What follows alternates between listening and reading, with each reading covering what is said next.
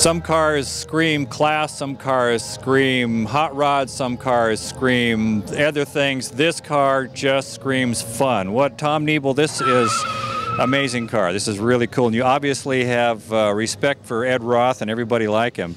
So tell us what you have here. This was a idea of my buddy's mine when we were sitting here in my garage a couple years ago, and I got this from a friend of mine that died of Lou Gehrig's disease, and I wanted to try to get this car.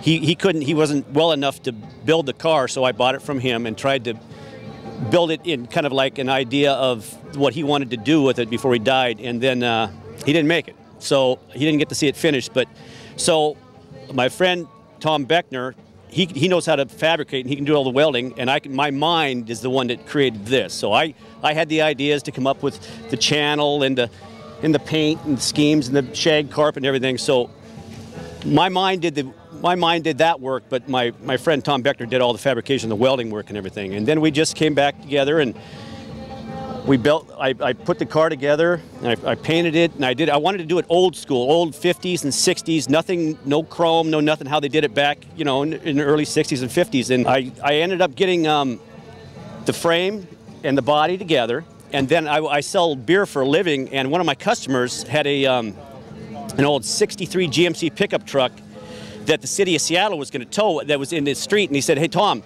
I got to get rid of this truck." He says, "But it's got a good engine and tranny.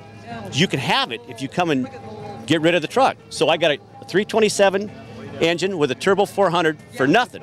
So I says, "Well, that was it. That was the final straw. Let's start building this car." So I just started scrounging parts and stuff, and going to Portland Swap Meet and Spokane and Puyallup, and it took me about a year to get all the parts together. We channeled it 8 inches over the frame. We had the rolling chassis. We got everything together, and then I just tore it apart and started painting. And the thing that I like to do is I like doing graphics. I like pinstripe. I like the old school stuff.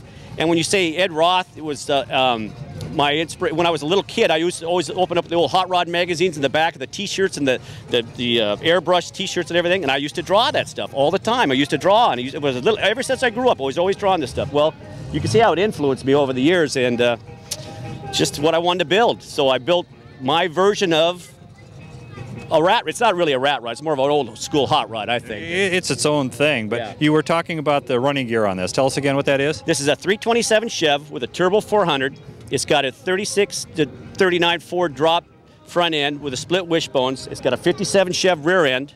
The vision, everybody would go, what's your vision? But this was what I would tell the guy, Tom, what to weld and what to do, but I said, this is what I want to do. And then I just kept going with it, and I just kept, as long as I had, they said, when are you going to stop painting? When are you going to stop? Well, I ran out of room. I finally stopped, I ran out of room, but I had a lot of fun doing it. This was my first car that I ever really did on my own, and I did it, and they didn't think I could do it, but I think I was pretty successful. I think you were very successful. Tom, thank you very much for taking the time to provide a little fun for us here. Thank you very much.